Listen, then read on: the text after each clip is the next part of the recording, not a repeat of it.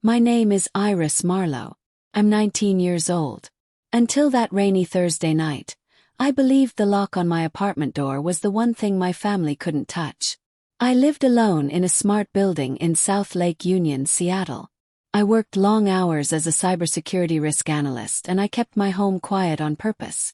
No toys scattered on the floor. No spare bedroom waiting for someone else's emergency. No one walked through my door unless I invited them. Then at 11:43 p.m.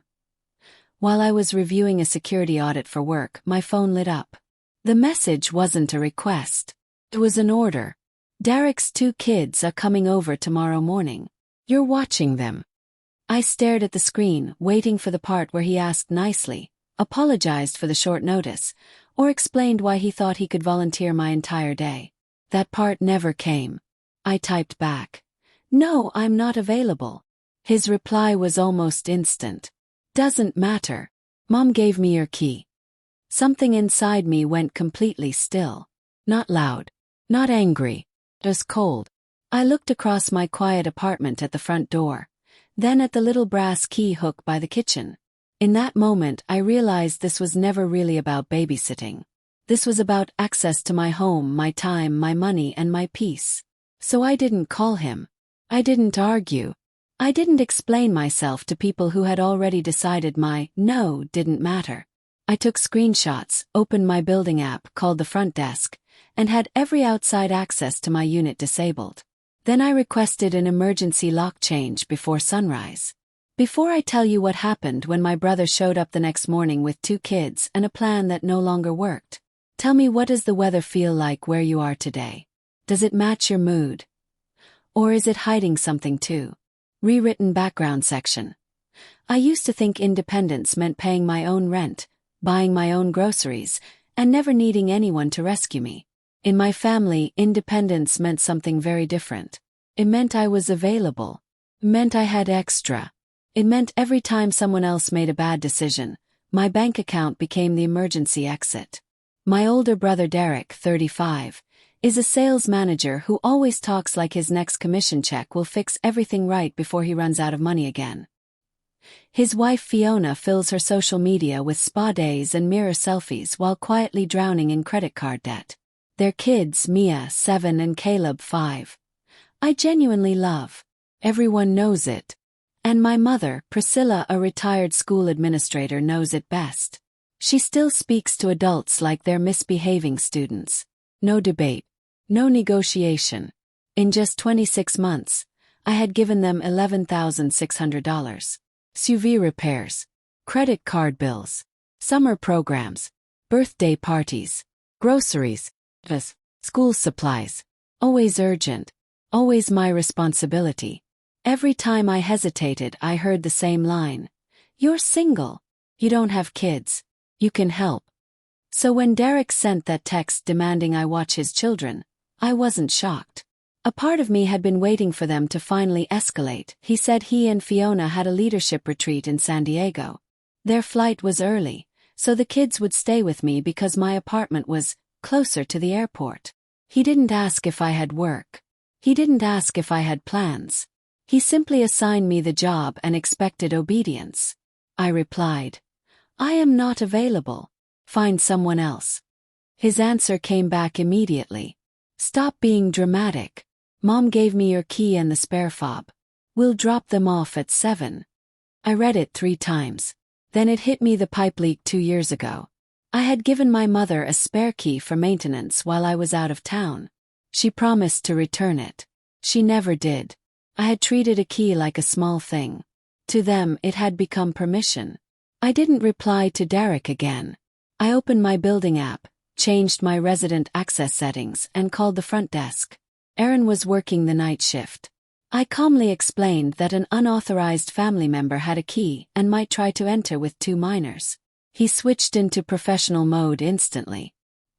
He disabled the spare fob, removed my family from the approved visitor list, and scheduled an emergency smart lock reset before sunrise. I told him to bill me whatever it cost. By midnight, my apartment looked peaceful from the outside. Rain tapped against the windows. But inside I was wide awake. I created a folder on my laptop titled Family Boundary Incident. Then I opened a document called Unauthorized Access Timeline and started logging everything. 11:43 p.m. Derek informs me his children will be dropped off. 11:46 p.m. I decline and state I am unavailable. 11:48 p.m. Derek says mom gave him my key and spare fob. 11:55 p.m. I call front desk and report unauthorized access. 12:07 a.m. Spare fob disabled. 12:22 a.m. Emergency lock change scheduled. The more I typed, the calmer I felt. Documentation doesn't cry. It doesn't get guilt-tripped. Then I opened my banking app and searched their names. Transfer after transfer appeared. I exported everything into a spreadsheet and started adding notes. $1,900. Derek's SUV repair $2,400, his credit card $1,300, Mia's summer program $1,100, Caleb's birthday party groceries. Dental bills. School supplies. I was halfway through when my phone rang. I started a voice recording, put her on speaker and answered. She didn't say hello. She snapped. What did you do to the building access? I replied calmly. I removed unauthorized access to my apartment. She told me Derek was my brother, not a stranger. I said a brother can still be unauthorized. That made her furious. She went on about how Fiona was exhausted. Derek had an important retreat, and I was turning a simple favor into a legal drama. Then she slipped. She admitted they planned it this way because they knew I would say no if they asked too early. She gave Derek the key because, you always resist at first, but come around once the kids are involved. My stomach dropped. It wasn't desperate. She laughed coldly and said Seattle had made me selfish. That women with no husbands and no children always start thinking their time matters more than everyone else's. The old guilt tried to rise in my chest. Then I looked at the spreadsheet. $11,600 in 26 months. I started reading the numbers out loud. $1,900 for Derek's SUV. $2,400 for his credit card. $1,300 for Mia's summer program. $1,100 for Caleb's birthday party. She told me to stop. Kept going. $700 for groceries. $400 for the hotel deposit Fiona never repaid. $600 for a late utility bill. My mother shouted my name like a warning shot. I stayed calm. I'm not attacking you, Mom. I'm being accurate. She shot back. Money was never the point. I replied. Money was always the point when it was mine. Then she dropped the hammer. If you don't open that door tomorrow, don't call me your mother again. For a second, the apartment went completely silent. I waited for the guilt to crush me. Didn't. Instead, everything became crystal clear. I said, if being your daughter means giving up my home, my money, and my right to say no, then I can't afford the role anymore. She called me cruel. I answered, good night, and ended the call. My hands were shaking, but I didn't cry. I saved the recording, exported the spreadsheet as a PDF, and attached everything to an email from my father, Graham. I wrote one line. Dad, I want you to see what actually happened before anyone tells you who to blame. Then I hit send. 5 minutes later, it showed as read. No reply. That silence hurt more than my mother's yelling, but it also confirmed what I already knew. His silence had helped create this situation. Have you ever felt exhausted because your own family treated love like an unlimited checkbook? That night I finally understood. Love without respect isn't love. It's control wearing a family name. I slept for maybe 90 minutes. At 6:15 a.m. I gave up, got dressed in black jeans, a gray sweater, and the coat I wear when I need to look calm and in control. By 6:40, I was sitting in the coffee shop across the street from my building, laptop open, staring at a screen that barely made sense. My audit report had been submitted at 4:30 a.m. My body was exhausted, but my mind was wired. At 6:58, my building app buzzed. Access attempt with disabled fob. Once. 3 times. Then a text from Aaron at the front desk. They are here. I looked out the window. Derek's dark SUV was parked at the curb. The back hatch was open.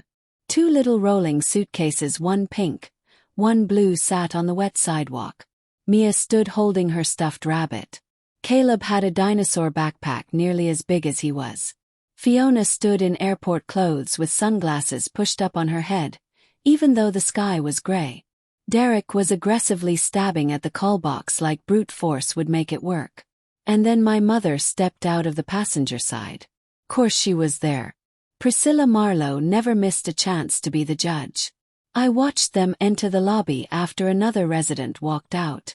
Aaron positioned himself near the elevators, polite but firm, blocking access without touching anyone. Derek held up the old key like it still meant something. My mother pointed toward the elevators like she ran the building. Then a police cruiser slowly pulled up behind Derek's SUV. No sirens. No flashing lights. Just two officers stepping out into the rain. My knees went weak under the table. Aaron had warned me that management might call the non-emergency police line if my family tried to force entry with the children. Still, seeing the officers step out of the cruiser made everything feel suddenly very real. I closed my laptop, crossed the street, and entered through the side door near the package room. Derek saw me first. For half a second, his face shifted from anger to relief, like he still believed I'd come to surrender. Then he noticed I wasn't rushing toward the kids. I wasn't apologizing. I wasn't reaching for the suitcases. His relief vanished. "There you are," he said loudly. "Tell this guy to let us up." Aaron looked at me calmly. "Do you authorize these visitors to enter your unit?" "No," I said clearly. Fiona made a sharp sound like I had slapped her. Derek stepped closer. "Iris, stop this. We have a flight." "I know," I replied. "That's why you shouldn't have built your entire travel plan around my consent without actually getting it." Officer Ramirez asked who had agreed to take responsibility for the children. Derek answered, "She's their aunt." Officer Ramirez didn't blink. "That wasn't what I asked." Fiona tried to say it was understood. I pulled out my phone and showed the officers the messages. My clear "No, I am not available," followed by Derek's reply, "Doesn't matter. Mom gave me your key." The officers read the exchange. Officer Cole asked Derek if he had tried to use a key to enter after being told no. Derek muttered, "It's not like that." My mother stepped forward. "This is a family misunderstanding."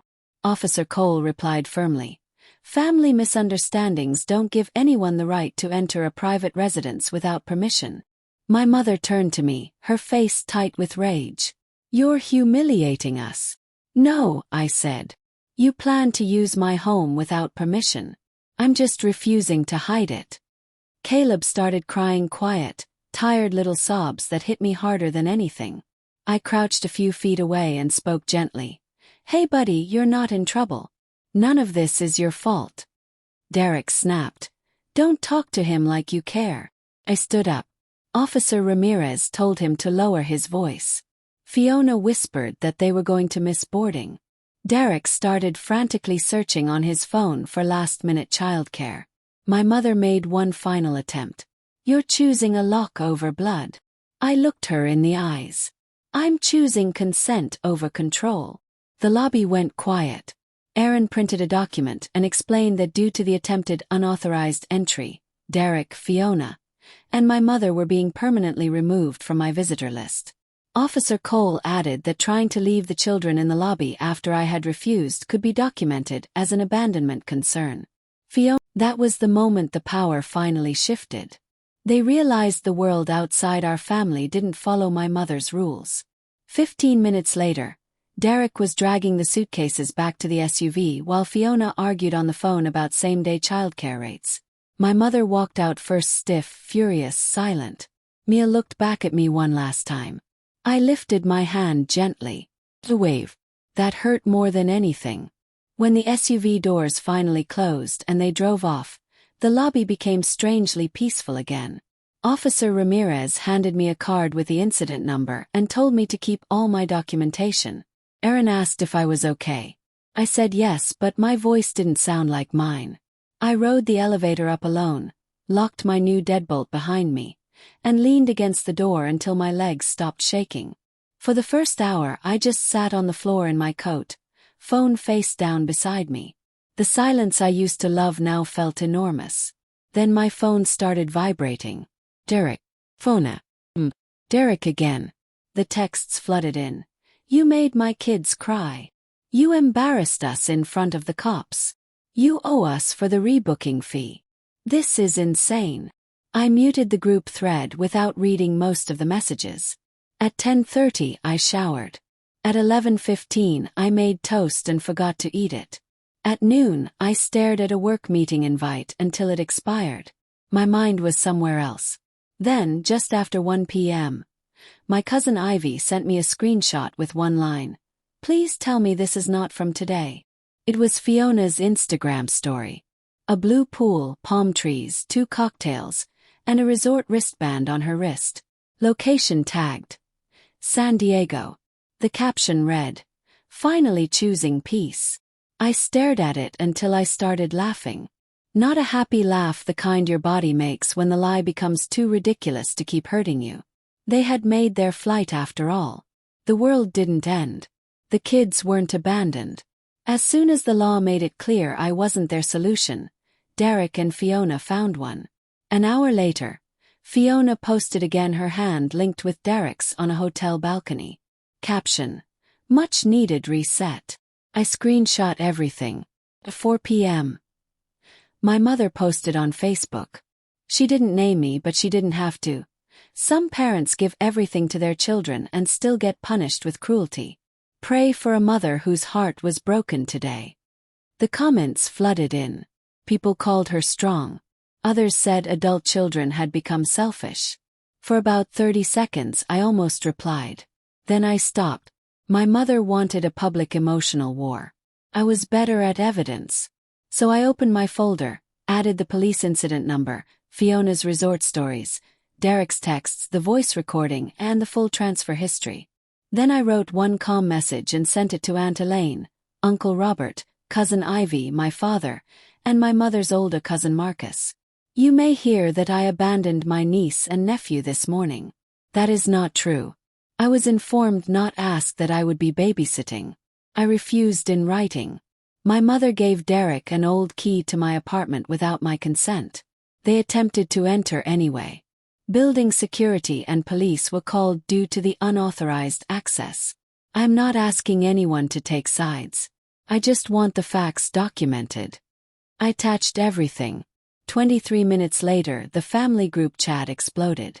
Aunt Elaine wrote first. Priscilla, why did Derek have Iris's key? My mother replied that people were twisting a private matter.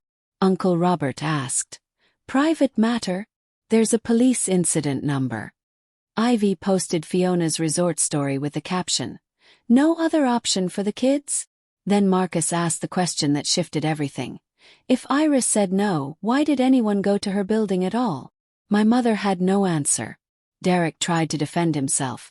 She's always helped before, so I assumed she'd do the right thing. Aunt Elaine replied, Helping before is not consent forever. That sentence hit me hard. It felt like someone had finally opened a window in a room I'd been suffocating in for years. Then the money came up. Uncle Robert had seen the spreadsheet. $11,600. Derek, are you serious? Derek claimed I was exaggerating normal family help. I uploaded one screenshot, the $2,400 transfer, with his message promising to pay me back in 2 weeks. He never did. The chat went silent. Then my father wrote, Iris said no. That should have been the end of it.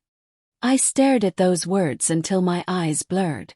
It wasn't a big speech. It didn't erase years of silence. But it was the first time he had ever publicly contradicted my mother. My mother left the group chat.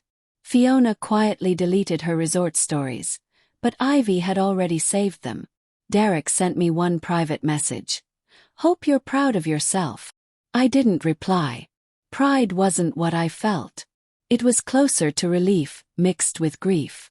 When a family splits, you have to choose uncomfortable truth or fake peace. That day, I learned that fake peace is extremely expensive.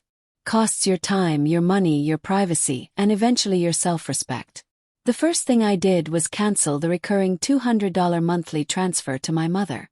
Then I removed Derek from the family streaming account, took Fiona off my warehouse membership, and changed every password I had. I called the building manager and confirmed in writing that no one in my family had access to my unit anymore. Would you like me to continue with the next part of the store? Here's the rewritten script. By the end of that afternoon, my life looked exactly the same on the outside, but it felt like I had finally locked more than just one door. My mother tried calling me from unknown numbers for 3 straight days. Derek sent long messages that started angry, turned wounded, and always circled back to money. He wanted me to pay for the same-day sitter and the flight change fee because, according to him, my stunt created the expense. I blocked him. Fiona sent one message saying the kids were confused and that I should be ashamed. I almost replied. I almost told her that children get confused when adults lie to them. But I let silence do the talking. A week later, I booked therapy. I told myself it was just to process the incident. Within 20 minutes, I was talking about being 16 and giving half my grocery store paycheck to my mother because Derek needed gas money. About Christmas gifts I bought that no one ever thanked me for. About family dinners where my mother praised Derek for simply showing up, while I had quietly paid for half the food. The therapist listened quietly, then said something that stopped me cold. Your family made you their safety net, and then they called it love so you wouldn't question the weight. I had spent years thinking I was strong because everyone leaned on me. I never realized I was exhausted because they were never supposed to lean that hard. After that session, I started practicing small acts of ownership. I bought the ergonomic chair I had wanted for months instead of saving the money for someone else's emergency. I joined a boxing class 2 blocks away and learned that hitting a bag for 45 minutes did more for my anger than pretending it didn't exist. I took a weekend trip to Portland with my friend Lena, turned my phone on Do Not Disturb, ate too much ramen, and bought overpriced coffee without calculating how many of Derek's bills it could have covered. For the first time in years, I allowed myself to want things without guilt. 3 weeks after the lobby incident, my father called. I almost didn't answer. When I did, he said my name softly like he had rehearsed it. Iris. I read everything. I saw the transfers. I heard the recording. He paused. I should have stepped in years ago. My throat tightened. He admitted he had convinced himself it wasn't his place because I was an adult. But really, it was easier to stay quiet than to challenge my mother. Then he said the words I didn't know I needed. You were right to change the locks. 4 months later, Derek texted me from a new number. No money request this time. We hired a sitter for Fiona's work conference next month. It's expensive. I guess that's what we should have done from the beginning. I waited for a real apology. Never came. He added, I still think you went too far with the cops, but I get why you were mad. Old Iris would have accepted those crumbs and rushed to make peace. New Iris didn't. I replied, I'm glad you arranged care for your children. I will not be available as a backup plan anymore.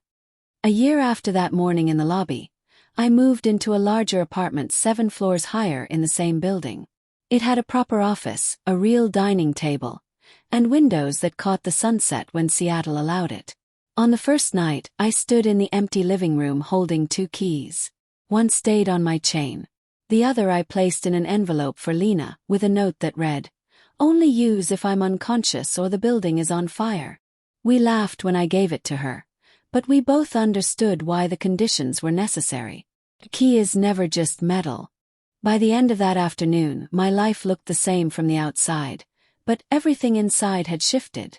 I had locked more than just my apartment door. 6 months later, the audit I finished that chaotic night led to a major promotion. I became compliance lead with better pay and more responsibility. For the first time, I watched my savings grow instead of disappearing. Money no longer felt like something passing through my hands until someone else needed it more. It felt like evidence proof that my life worked better when I stopped funding other people's refusal to plan. I still love Mia and Caleb. That never changed. I send them birthday cards through my father now. Simple cards. No cash. No expensive gifts meant to prove I'm still good. Just love without surrender. Derek and Fiona adjusted because they had no choice. They hired sitters. They budgeted. They sold the SUV and bought something used. Fiona picked up more hours and stopped posting every dinner like it was a victory lap. Derek grew quieter in family spaces, not fully humble, but less entitled. My mother changed the least. She still posts about loyalty, family values, and ungrateful children. She still believes forgiveness means everyone returning to the roles she assigned. But people no longer rush to comfort her the way they once did. Her voice carries weight but not automatic authority anymore.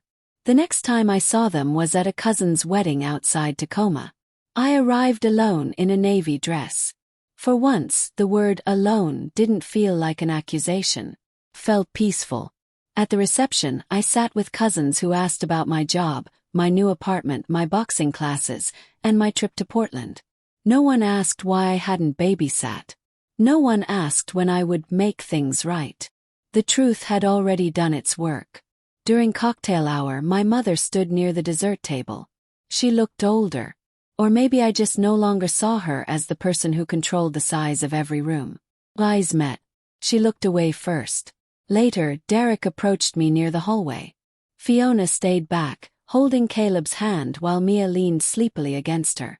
Derek cleared his throat. "The kids missed you." "I miss them too," I said, smiling gently. Mia waved. Caleb hid behind Fiona's coat. Derek shifted uncomfortably. "We're figuring out childcare. It's expensive. But we're managing." "That's good," I replied. And I meant it. Then he added, "I shouldn't have brought them to your building that morning." It wasn't a full apology for the years of money, entitlement, threats, or turning me into the villain. But it was one honest sentence. And sometimes that's where real change begins. He nodded. "No, you shouldn't have." Near the end of the night, my father walked me to my car. "You look lighter," he said. I smiled because it was true.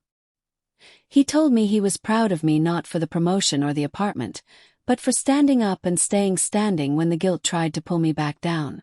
Driving home that night, I thought about how strange healing can be. It doesn't always look like big apologies and everyone sitting around the same table again. Sometimes healing looks like distance. Sometimes it looks like peace and quiet. Sometimes it looks like spending your own money on your own life without asking for invisible permission. I didn't destroy my family. I didn't punish the children. I didn't become cruel. I simply stopped confusing love with unlimited access. That's the lesson I wish someone had taught me sooner. Family is not an excuse to use someone. Helping others is beautiful, but only when it's freely given, never extracted through guilt. Boundaries are not selfish. They are self-respect. And the most important truth I learned is this. Constantly rescuing people from their consequences doesn't help them grow. Sometimes the kindest thing you can do, for yourself and for them, is to say no, step back, and let adults carry the weight of their own choices. Changing that lock didn't just protect my apartment. Changed my entire life.